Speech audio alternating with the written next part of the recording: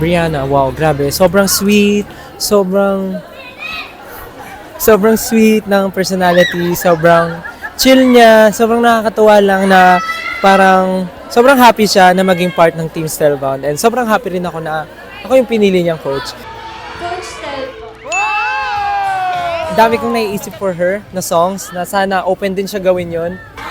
Actually, hindi ganun ka clean, hindi ganun ka perfect yung performance niya, but naniniwala ako sa possibilities niya pwede niyang gawin.